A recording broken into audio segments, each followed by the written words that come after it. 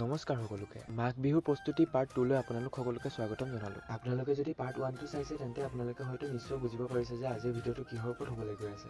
আৰু যদি পাৰ্ট 1 টো চোৱা নাই তেন্তে ডেছক্ৰিপচনৰ লিংকটো দি থৈছো, এতিয়াই গৈ পেলাই চাই লওক। তেতিয়াহে আপোনালোকে বুজি পাব যে আজিৰ ভিডিঅ'টো কিহৰ ওপৰত হ'বলৈ গৈ আছে, বা আজিৰ ভিডিঅ'টো পাৰ্ট 2 নো কিয় কৰিব লগা হ'লে এই সকলোবোৰ কথা জানিবৰ বাবে পাৰ্ট 1 টো নিশ্চয় চাব। আজি হৈছে মাঘ বিহুৰ বাবে আমি মেজি বনাই থকা 2 নম্বৰটো দিন। আজিও পিছে আমাৰ মেজি বনোৱা কাম বিশেষ একো আগবঢ়া নাই। কালি মই কাটি থৈছিলো দুটামান বাঁহ আৰু আজি ভাইটিয়ে এনেকে খন্তিখনেদি গাঁত খানি আছে। আৰু এইফালে এইকেইটা পৰি আছে কালি মই কাটি থোৱা বাঁহকেইটা। আৰু এতিয়া এইফালে এনেকে হাতত দাখন লৈ মই ওলাই আহিলো আৰু দুডালমান খৰি কাটোংগে বুলি। আৰু তাৰ পাছত বাৰীত আহি ডাঙৰ বাঁহটো বিচাৰি পেলাই মই এইটো সৰু বাঁহটোহে পালো আৰু এইটোকে মই কাটি ললো আৰু গুৰি চপাই। এই সৰু বাঁহটো মই কিয় কাটিলো জানেনে? মোক দেখি বাৰু এনেকুৱা লাগে নেকি যে মই ডাঙৰ বাঁহ এটা কাটিব পাৰিম? আৰু এতিয়া মই আহিলো ভিতৰলৈ। কিয় আহিলো আপোনালোকে কিবা গম পাইছেনে? মানে ভিতৰত মায়ে পিঠা বনাই আছেও সেইকাৰণে। আৰু পিঠা বুলি কোৱাৰ লগে লগে আৰু মইতো ৰৈ থাকিব নোৱাৰো নে কি কয়। এইখিনি দেখি আৰু মই ৰৈ থাকিব নোৱাৰিলো, লগালগ মাক ক'লো যে মাক চাহ একাপ দিয়া। আৰু কথামতে